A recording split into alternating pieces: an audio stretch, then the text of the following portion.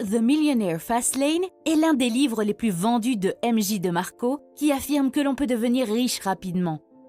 Je peux vous assurer que ce n'est pas l'un de ces livres frauduleux qui promet de vous rendre riche du jour au lendemain. C'est l'un des livres qui m'a ouvert les yeux personnellement. Il a complètement changé la façon dont j'investis mon argent. Si vous êtes un entrepreneur qui veut devenir riche rapidement, profiter de la vie pendant votre jeunesse et créer l'entreprise que vous aimez, alors cette vidéo est pour vous. Dans la première partie de la vidéo, je résumerai la stratégie de l'auteur pour devenir riche rapidement et dans la deuxième partie, je parlerai des 5 règles que tout entrepreneur doit suivre. Selon l'auteur, il n'y a que 3 types de voies financières que vous pouvez emprunter. Numéro 1, le trottoir, numéro 2, la voie lente et numéro 3, la voie rapide. Les gens qui prennent le trottoir vivent bien aujourd'hui au détriment de la sécurité de demain. Comme l'explique l'auteur, les marcheurs du trottoir considèrent les dettes comme un atout et ils préfèrent dépenser plutôt qu'épargner. Plus important encore, les marcheurs latéraux vivent une vie de gratification instantanée et ils ne planifient pas à long terme. Il est important de noter que le fait d'être un marcheur secondaire ne signifie pas que vous êtes pauvre. Il y a beaucoup de gens riches, comme les athlètes et les célébrités, qui gagnent beaucoup d'argent mais qui dépensent comme s'il n'y avait pas de lendemain.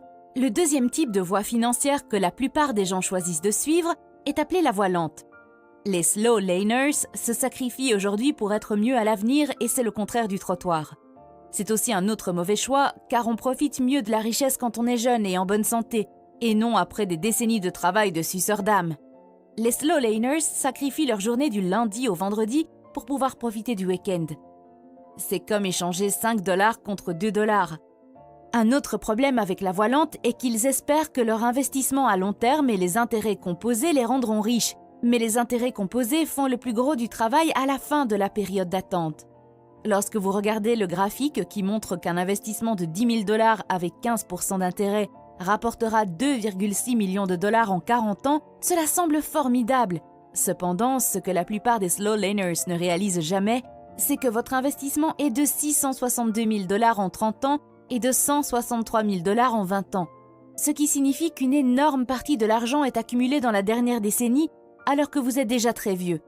Voulez-vous vraiment être un homme de 65 ans conduisant une Ferrari? Je suis sûre que vous voulez la conduire quand vous êtes jeune et plein de vie. Mais c'est très difficile à faire si vous êtes sur une voie lente. Selon l'auteur, le fait d'avoir un emploi limitera votre richesse. En dehors de cela, l'expérience que vous accumulez est limitée. En un mois, vous apprendrez beaucoup plus à gérer votre propre entreprise qu'en travaillant pour quelqu'un d'autre pendant 1 an. En outre, vous n'avez aucun contrôle sur vos revenus car votre salaire dépend largement des autres. L'auteur met également en garde ses lecteurs contre les conseils des gourous de la finance. Certains de ces gourous s'enrichissent rarement en suivant les conseils qu'ils vous donnent. En fait, ces gourous s'enrichissent en écrivant des livres et en vendant des séminaires et des cours. Lorsque vous suivez les conseils financiers des gens, assurez-vous que ce qu'ils vous enseignent est quelque chose qui a réellement fonctionné pour eux. Le troisième type de voie financière est la voie rapide.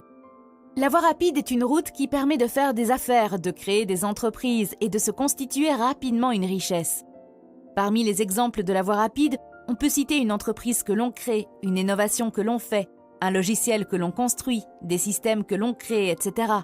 La voie rapide a pour but de devenir riche rapidement, mais ce n'est pas la même chose que devenir riche facilement. Il faudra beaucoup de travail et vous pourriez passer 10 ans à vous concentrer sur votre entreprise avant d'atteindre le type de succès que vous souhaitez. L'avantage est qu'une fois que vous aurez atteint le niveau de richesse souhaité, vous aurez la liberté de faire ce que vous voulez pour le reste de votre vie. La mentalité de la voie rapide exige que vous soyez responsable. Être responsable, c'est admettre qu'on est fautif et s'améliorer constamment. Dans la voie rapide, vous pouvez augmenter vos revenus, voire les doubler, mais ce n'est pas possible dans une voie lente. La prochaine fois que vous irez au bureau, essayez de demander à vos collègues d'augmenter votre salaire de 2 000 à 4 000 par mois et voyez ce qui se passe. Et en termes de constitution de richesse, l'objectif n'est pas de faire le gros du travail, mais de créer un système qui le fait pour vous. Encore une fois, cela ne signifie pas éviter de travailler, mais il faut faire preuve d'ingéniosité et optimiser et automatiser sans relâche. Par exemple, disons que vous devez construire une pyramide à partir de lourdes pierres. L'approche de la voie lente consiste à transporter les pierres vous-même, une par une. Bien sûr, cela prendra des décennies. L'approche de la voie rapide consisterait à passer les premières années à concevoir quelque chose pour déplacer les pierres à votre place. Une grue, un système de traction, peu importe. Après votre investissement initial, la pyramide sera plus facile à construire une fois que vous aurez votre machine. La clé de la voie rapide est de produire au lieu de consommer.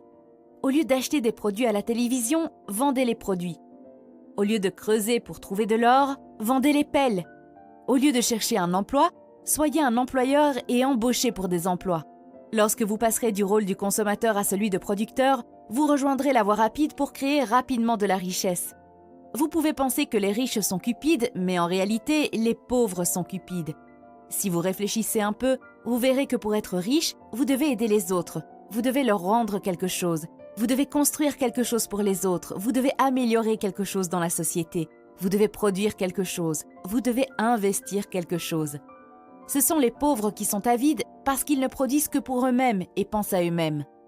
Un autre sujet intéressant dont l'auteur parle pour devenir riche est appelé « loi de l'effection ». La loi de l'effection dit que pour gagner 1 million, il faut aider 1 million de personnes. Plus vous aidez de gens, plus vous donnez aux autres, plus vous recevez. Au début, cela n'a peut-être pas de sens et vous pouvez vous dire « Comment aider les autres et donner davantage peut me rendre riche ?» Par exemple, vous pouvez dire « Si je donne 1 000 $ à 100 personnes maintenant, comment cela me rendra-t-il riche ?» Vous avez raison, cela ne vous rendra pas riche. Ce serait une très mauvaise forme de don. Il est fort probable que les gens qui reçoivent de l'argent de votre part courent faire du shopping pour acheter quelque chose dont ils n'ont même pas besoin. Alors, quelle est la bonne façon de donner? Par exemple, disons que vous créez une pilule qui guérit une maladie ou que vous créez un produit qui aide les personnes âgées. Ce serait une forme de don très élevée. C'est pourquoi Jeff Bezos est plus riche que la dame que vous avez vue hier à la poste. Jeff Bezos a construit Amazon, qui aide des millions de personnes à faire leurs achats facilement et en toute sécurité dans le monde entier. Mais la dame de la poste s'aide surtout elle-même et sa famille. Ne vous méprenez pas, je n'essaie pas de rabaisser la dame de la poste.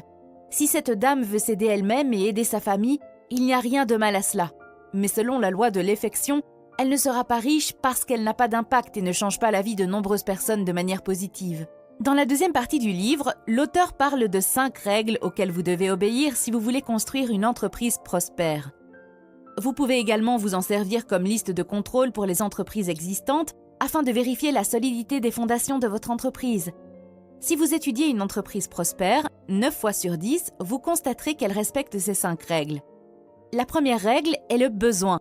La seule raison d'être d'une entreprise est de résoudre un problème. Lorsque les problèmes sont résolus, l'argent est échangé.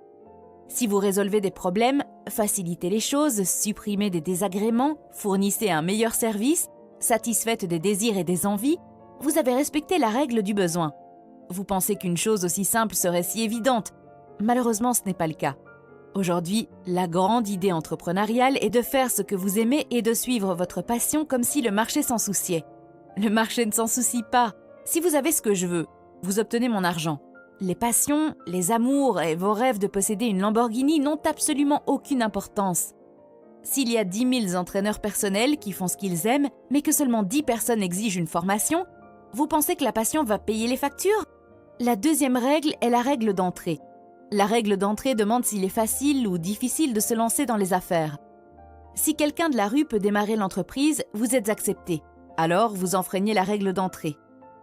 Encore une fois, si la création d'une entreprise est aussi simple que de remplir un formulaire en ligne ou de s'inscrire à un programme, vous enfreignez la règle d'entrée.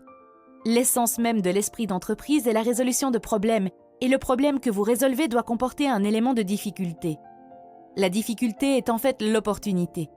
Si vous faites partie des entrepreneurs qui examinent des idées potentielles et se plaignent que c'est trop difficile, vous dites alors que vous ne cherchez pas à résoudre des problèmes légitimes, mais que vous cherchez plutôt des moyens faciles de gagner de l'argent.